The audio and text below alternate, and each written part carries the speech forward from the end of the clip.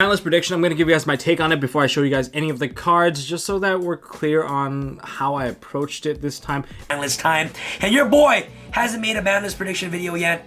Banlist prediction slash wishlist, if you guys were to call that. And what changes we should probably see moving forward if we want a more healthy and sustainable game. So kicking things off, let's see what we can do to make these predictions more accurate. Call me crazy, but I think I may have noticed something about the ban list that no one else has noticed yet. And it might help those of you out there who are trying to make the most accurate ban list predictions out there. Because if you follow this list, I think you might actually be more accurate with your predictions than you will be if you were just to follow your gut on what you consider broken or overpowered out there. So, and to be clear, I'm specifically talking to the people who put stuff like, oh, I don't know, Hockey Firebrax on their ban list, to people who put Dragoon on their ban list, to people who put President Birthday Anaconda on their ban list, mainly just because I feel like that there's something wrong with putting those cards on the ban list, and if my gut is correct, I think that this could just dictate of how ban list predictions will work in the future. So to point out this oddity in the ban list that I've noticed, I just want to look at two cards in particular on the secondary market, Smoke Grenade of the Thief and Link Cross. Now then, around September 7th, these cards were at respectively, for Link Cross, basically $21. And for Smoke Grenade of the Thief, assuming you were getting a near-mint copy, it would be around the range of $17 to $21, depending on how good of a copy you wanted. And then the ban list dropped on September the 11th. None of these cards got hit. So, around that time, I wondered why Smoke Grenade didn't get hit. I mean, it was an old card.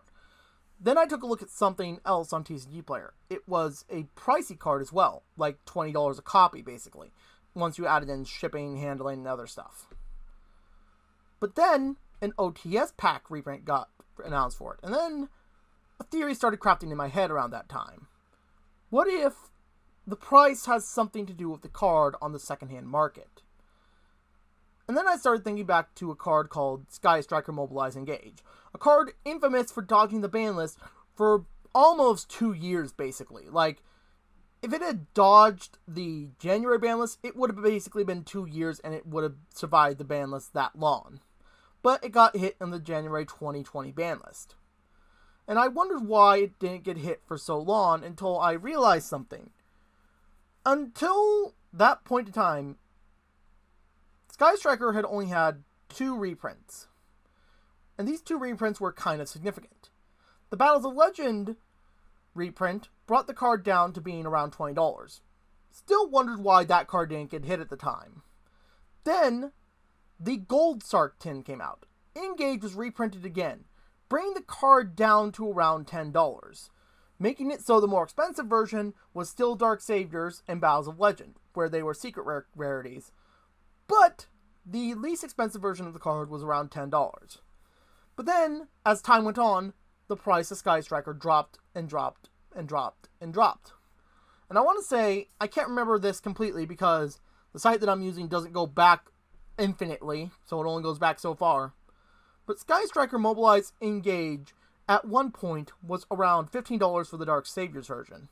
But that wasn't the only copy of Engage that was around. There was still the Battles of Legend reprint, and there was still the Megaton reprint. And both of those were below $10. I even think the Megaton reprint was below $6. Then the January 2020 ban list happened, and Skystriker Mobilize Engage finally got banned. So then I tracked the card prices for a little while. Even though Link Cross didn't get a hit, it was falling in price for quite some time. And even though Smoke Grenade got a reprint, it was also falling in price. Even though the super rare version was an arguably hollow upgrade, it should have been more expensive, but no, that brought just all the prices down to it being very cheap. And now then, I'm talking about the original printing of the cards here for context, but when it came down to December 7th, 3 days before the December 10th ban list happened, and about 5 days before the ban list went into effect, Smoke Grenade of the Thief was $3.33. And Link Cross was just shy of $15. Then the December ban list happened. Link Cross and Smoke Grenade of the Thief were finally banned. I gotta stress this. Price point alone won't determine if the ban hammer gets dropped on a card. There are quite a few factors that I believe that contribute to if a card will get banned or not. And here are those factors. Factor 1 is going to be just future releasing. If they're going to release a future card for this deck, they're probably not going to touch it until they get that future product for the deck on the horizon of the release. So, let's say for Virtual World, they made a rank 9 in archetype card that made Virtual World a tier 1 contender, even if True King of All Calamities will be banned, but not as good as True King of All Calamities. What they're going to do is that they're going to ban True King of All Calamities in order to make sure that people go after that card in the new set, because ultimately, Konami wants to make money at the end of the day. Then they gotta determine what decks are the top decks of the format. So, let's say in a world that's parallel to ours, True King of All Calamities is still a good card, still a very powerful card, but Virtual World is maybe a tier 2 strategy. They're not going to ban True King of All Calamities because of that. They're going to ban the tier 1 decks that have a certain card in them that makes them way too powerful or way too good. Then they gotta determine, on top of that, the impact that this deck will have on the meta. Let's say, for instance, a certain card is going to be a problem if you want to make this deck good in the meta and make sure that people buy this product because you want this to be the chase set of the product or chase card of the product or even chase archetype of the product. You gotta make sure you ban certain cards so that this deck can be good. The final factor to determining if a card will get banned or not is going to be its price point. I believe this one is the most important because they don't want to ban $100 cards because that would probably anger the player base a bit too much. If they ban cards that are cheaper though, it won't anger the player base that much. So they're probably going to be more rejoicing over it because of just like, oh hey, you banned this card that was obviously a problem that everyone was playing. And I mean everyone out there was playing this card. They have to determine, along with the representation the deck is getting, they have to determine the price point of the card and the card that they're going to ban from it. They got to determine what the price of that card is and how easily accessible it is to the person. If it's in the range from $0 to $15, it is highly likely to get banned. If it's in the range from $15 to $20, it's moderately likely to get banned. And if it's in the range of $21 to $30, it is most likely not going to get banned, but maybe limited or semi-limited. Then if it's in the price range of $31 to $54, they may touch it if it comes up. If it's above that price point, they ain't touching it, no way. All these factors come together to determine if Konami will or won't ban a card when it comes to the ban list. And because of these factors, certain cards are going to be out of them in the range of possibility for them getting banned. For instance, Crystal and Hulky Fyrax. That won't get banned. That's most likely going to get limited or semi-limited at best because of its price point. Even when it gets limited and such, its price point is going to go down. So then it can get banned after that. But it won't get banned immediately while it's above that certain price point that I mentioned here. Then, there's Dragoon, for instance. That's not going to get banned because that is a very, very expensive card. And that's a chase card of the Megatins. Basically, one of the few chase cards left in the Megatins that you want to go after.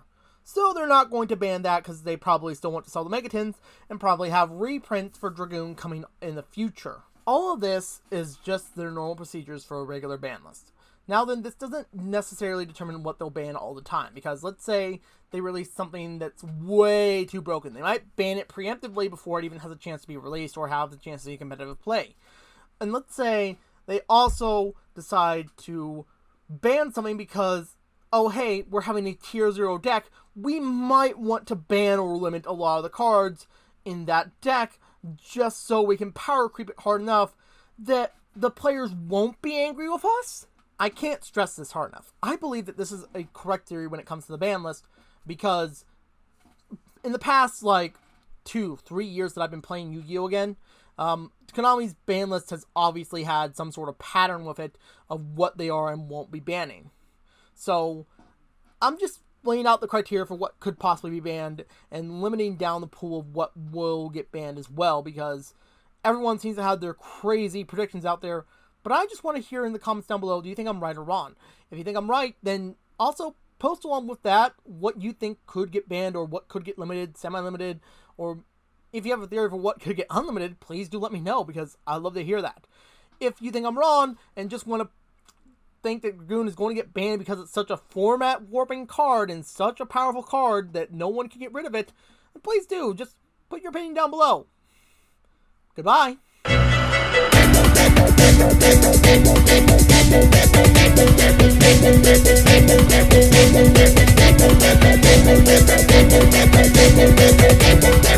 Yeah.